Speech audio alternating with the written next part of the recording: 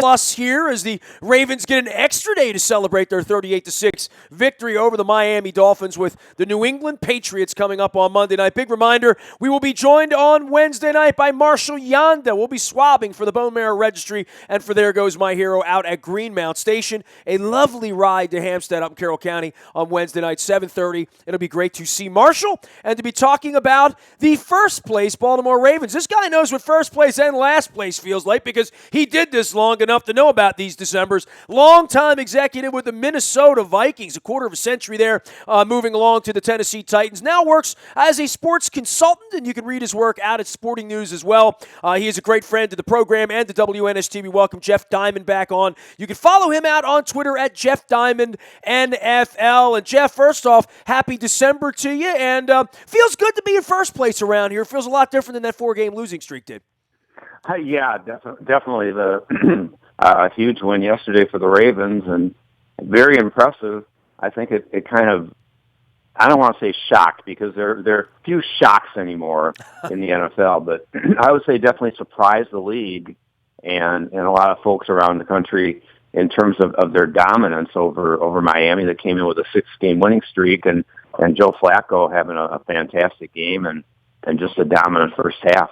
Well, and I think we all know he has this in him, right? We did see the Super Bowl, and I always like to say, and I know you're friends with Brian Billick, one of Brian's party tricks at, when he gives his speeches is, I won the Super Bowl ring, and, they say they can't take it away from you, but they'll try, And with Flacco, it's been a little bit of that, the injury and coming back, but the offensive line had no continuity. I don't think he was in sync with a lot of receivers. The running game wasn't there. It feels like, and they talk about it in September, hey, we're just trying to get better every week. We're trying to be better next month than we were this month. Well, finally, here it is in December, and they stand judged as a first-place team that now has 3 or 4 on the road, and an offense that finally showed what they've talked about the first 11 weeks, real productivity. Yeah, definitely true, and I think there are a lot of things that have happened there. Obviously, the offensive line is playing very well. The defense is second-ranked in the league and forcing turnovers and making plays, and Flacco has upped his game, and so has his receiving core. And Dennis Pitta, who told everybody that he was always there, but perhaps not. And I think one of the big surprises is just the overall emergence of that offense from some early season difficulties, especially in the running game. And so it looks like a great stretch drive between the Ravens and the Steelers. The Steelers are obviously playing great football too, and looked very good yesterday in their win. And so now it sets up a really good finish in that AFC North, and along with several divisions in the NFL. I think it's going to be a really exciting run down the stretch.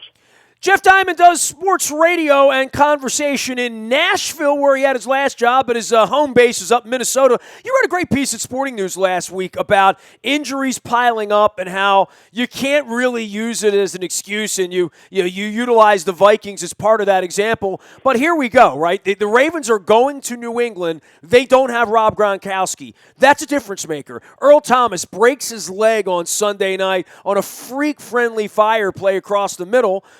They won't have him in Seattle any longer. So, even for these quality teams, Oakland's trending the right way and healthy. Dallas trending the right way, mostly healthy. There is a health part of this that has to be factored in, and certainly for the Ravens. One of the Miami beat writers said to me before the game on Sunday, Jeff, said, hey, what do you think of the Ravens today? You got a prediction on the game? I said, they play really well when all their guys are healthy, and that's where they were in September. Early on, they weren't there in October, and they lost week after week with no Mosley, no Suggs, no Yonda, no Steve Smith, Jimmy Smith, on and on, Doomerville. Now they're all back, and I'm not shocked that they won and won big on Sunday because this was the team that Ozzie wanted to get on the field and John believed he had on the field, and the young guys are stepping up. But the next man up theory that my partner Brian Billick espouses, that's kind of fodder when there's 6 or 7 guys because you can't step up like that.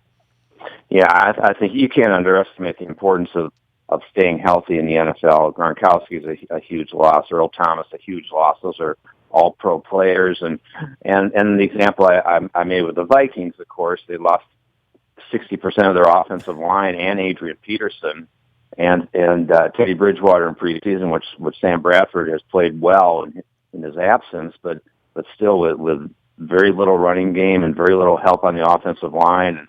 And so it's all on that defense in Bradford. It's tough in Minnesota, and so they've lost 6 or 7. And I think the Ravens getting all those guys back has really helped.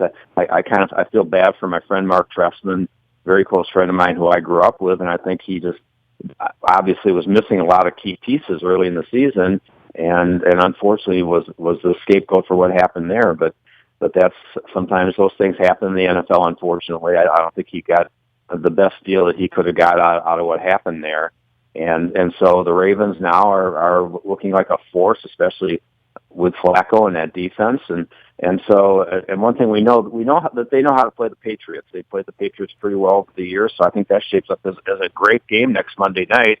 And the NFL's got to be happy to have some of these caliber games coming here, and some of the Thanksgiving games, and especially with the ratings were down early in the season, now they're picking up again. And so good stuff happening, and I think that's going to be a huge, huge Monday night game. Yeah, you talk about Christmas week. I mean, we play on Christmas Day, and the schedule on Christmas Day, kind of weird because the whole league's playing on Saturday, but the Ravens are playing Pittsburgh at 4:30, and Denver's playing Kansas City at 8:30. I don't know that you could ask for more. Detroit and Dallas are the Monday night game that week. I mean, all of this, it's almost like the schedule gods have worked out to some degree here. One thing for you, Jeff, you sat in a lot of these meetings and competition, and let's change the rules, and what's right about our game and what's wrong about our game. You sat in those meetings at the highest level. Boy, that 2-point return with Eric Berry on Sunday, that will be legendary, because I know somewhere in the back rooms somebody was fighting for that college rule to be moved to the NFL, and they finally got it done, and it flipped the game. It flipped a playoff caliber game on Sunday. Yeah, it definitely did. It has huge implications, and now Atlanta's tied with Tampa Bay in the NFC South, and the Chiefs are hanging in there in that really tough AFC West, and so it sets up a great game Thursday night with them hosting Oakland, and so yeah, as you talk about, there's the great matchups down the stretch, and I think that's what the schedule makers try to do too, with getting a lot of division matchups down the stretch, and so even the lowly AFC South, where the Titans and Texans are going to play the final game of the season in Tennessee, could be for the division title. And so yeah, I think that 2-point play is a very exciting play. I like the changes that have been made with moving the extra points back, and that's resulted in a lot more drama with that kick, especially as you get later in the season. We've seen a lot of misses, and then the 2-point kickoff by Eric Berry was a phenomenal play. Even though there's 4 minutes to go, Atlanta's got time to come back. But the thing people don't realize sometimes is you make a play like that, and then you get the kickoff besides. It's a double benefit for your team. And then Kansas City was able to run out the clock with a good ball control offense and a very underrated quarterback in Alex Smith. And truly one of the top coaches in the league in Andy Reid, who also can be underrated at times. Yeah, I mean, you just write Andy Reid and Alex Smith off, right? All they do in Kansas City is win football games, right? Exactly right, and here they are, and probably the most under the radar team, but not as under the radar as they were a couple weeks ago, and so because with those dramatic plays and the doink off the goalpost for their win last week in Denver and in overtime, and then of course the 2-point kickoff by Berry. So a lot of exciting stuff happening down the stretch in the NFL, and I think that's great for the league because, as we know, early in the season, a lot of criticism about officiating, a lot of issues with ratings going down, and part of that, of course, was due to the election perhaps, and some bad matchups on Monday night and Sunday night. Well, now we're getting some really good games down the stretch. And, for quarterbacks growing up and young players, Jameis Winston, Marcus Mariota, they're going to be attached to the hip the way Leaf and Manning were judged sort of that way, at least in the early going when it became pretty obvious the Leaf wouldn't be around. Pretty obvious both of these guys are around now. And as much as we were talking Wentz and golf and all that stuff, we're now at a point where Jameis Winston can put this team into a playoff push. Yeah, definitely true. And that top of that draft, usually when you have two quarterbacks pick 1, 2, one of them doesn't pan out. So it's just Manning and Leaf. But in this case, it looks like both those guys are future superstars and perhaps top 10 quarterbacks right now. Certainly, I would say that's the case with Marcus Mariota. I think Jameis Winston still has a few turnover issues. Mariota's been playing fantastic and has put the Titans on his back along DeMarco Murray and some great trades in Tennessee that have gotten them back from to contender status, even though it's a lowly AFC South. But they're back in the hunt after a couple of horrible years where they won 5 games over 2 years. But Mariota, 21 touchdowns, 3 interceptions over the last 8 games.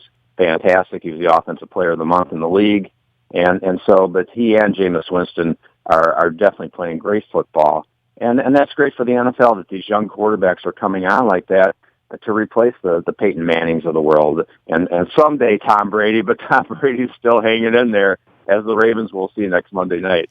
Jeff, you were in Tennessee when the infamous play happened in Atlanta, correct? You had just gotten there. Am I correct in saying that? In the Super Bowl, yes I was. That was my first year in Tennessee. Yeah, you came, a yard away from getting a ring and winning, and you didn't. And Tennessee's never gotten back there. 15 years later, Carolina gets there last year, and I'll throw San Francisco in there too. In our Super Bowl in '47, where Colin Kaepernick looks like he's going to be a superstar, and now looks like, based on his politics as well as his play, he might not have a job. And then there's Cam Newton getting benched on Sunday night. I mean, losing a Super Bowl is kind of hard. Coming back after that, and I don't know that Cam Newton's personality was really, meant for these post-game press conferences after losing. He's a hell of a winner. I learned a lot about guys when they lose, and it feels really awkward what's going on down in Carolina right now with Ron Rivera and with Cam Newton. Yes?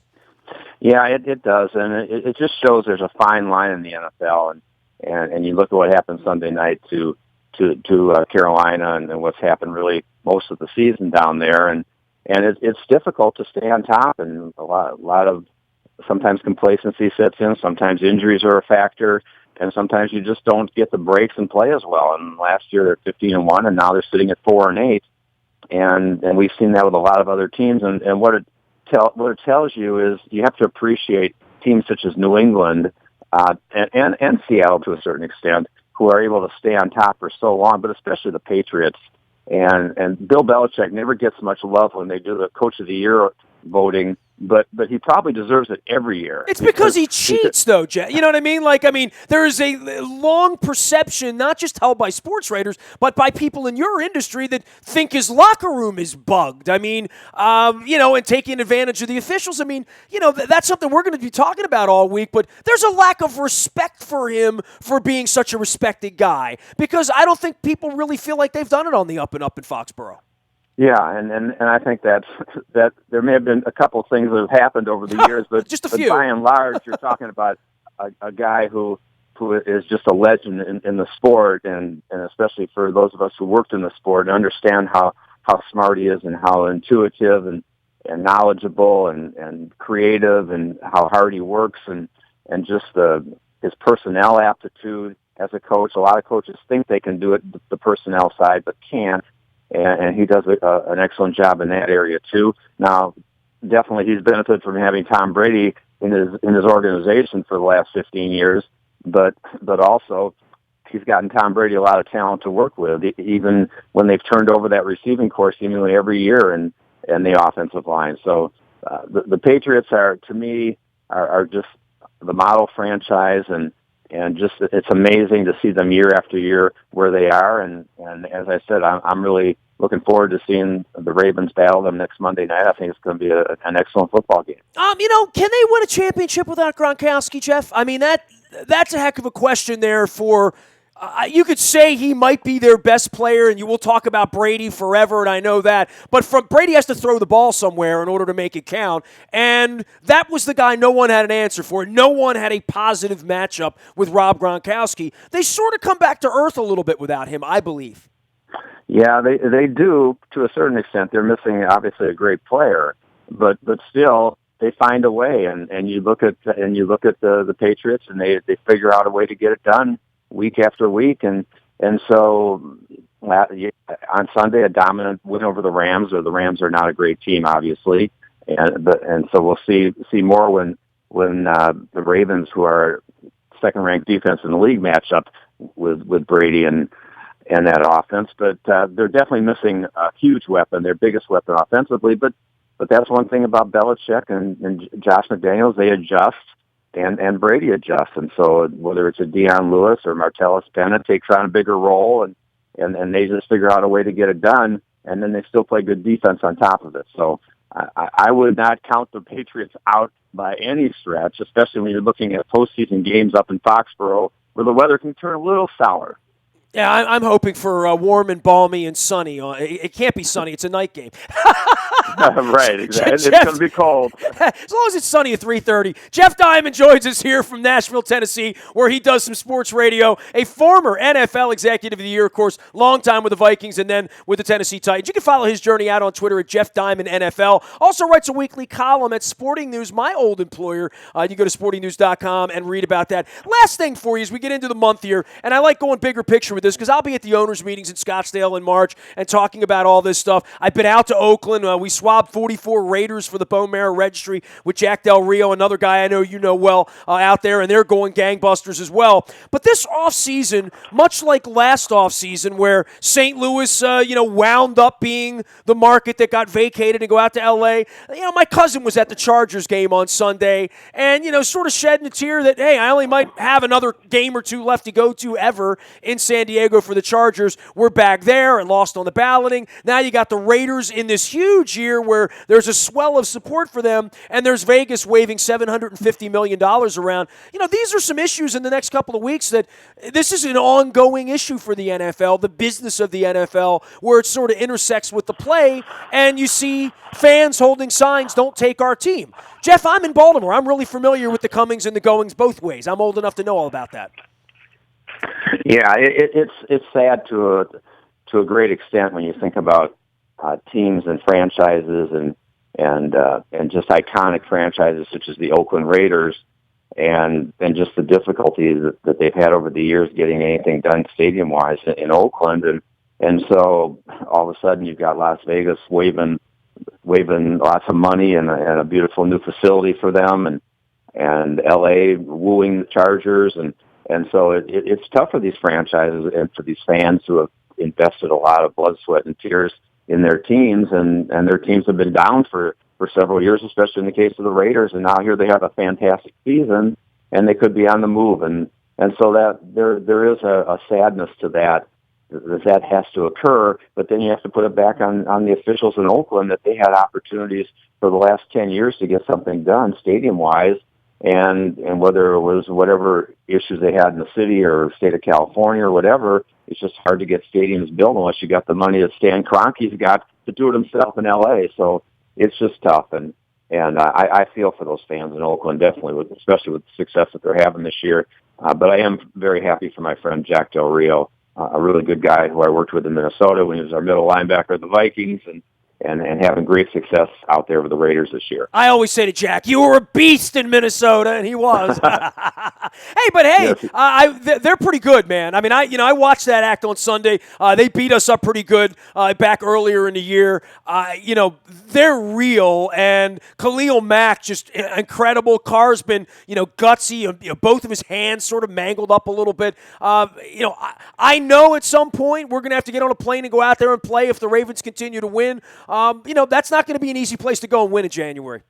No, it's not. But I still have questions about that Raider defense. I think offensively they're dynamic, but still we haven't seen Derek Carr in a playoff game and see how he's going to react. And that defense, I think, is still susceptible. So we'll see. I think it'd be a good test for them this Thursday night in Kansas City. If they go into Kansas City and knock off the Chiefs, then that would really impress me. And I've been impressed with them offensively, with Carr and Amari Cooper and all the weapons that they've got. And Crabtree has kind of rediscovered his career out there. But I think defensively, other than Khalil Mack and a couple other guys, there's some serious questions there. And you wonder when they get into the postseason if they run into a team such as New England who can game plan for them and really account for a Mack, how it's going to turn out. With all due respect to Sam Cook, who did a nice little end zone dance and running around last week on the safety, they have the most fun punter in the league. I'll say that. Yeah, definitely true.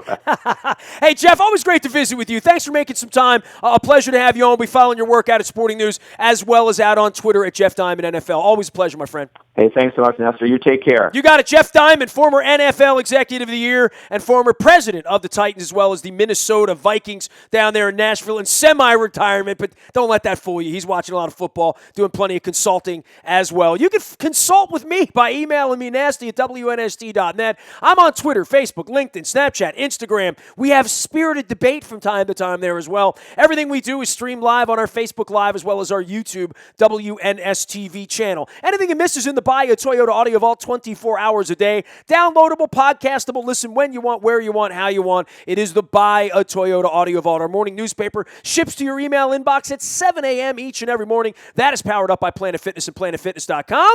And if there's any breaking news from the winter meetings with baseball, obviously injury situation and getting ready for this Monday night game, huge Monday night game against the Patriots next week, you'll find that in the text service. It's all brought to you by Coons Ford of Security Boulevard. Dennis is here on Thursday driving you home. It is the SSV on WNST, heard Thursdays live from 3 until 5. I'll be participating as well. Marshall Yonda will be with us on Wednesday night at Greenmount Station in Hampstead, Carroll County. Come on out, get a crab cake, sip some Yuletide cheer, and have some fun as we have a rare conversation with the usually quiet and understated and bearded Marshall Yonda. I put up the picture of what his face looks like without the beard from 10 years ago. It's a lot of fun. Go check that out on Facebook. We're swabbing for the Bone Marrow Registry as well. Come give a spit on Wednesday night at Greenmount Station for our partners at There Goes My Hero. I'm Nestor. We are WNST.net, AM 1570, and WNST Towson, Baltimore, and we never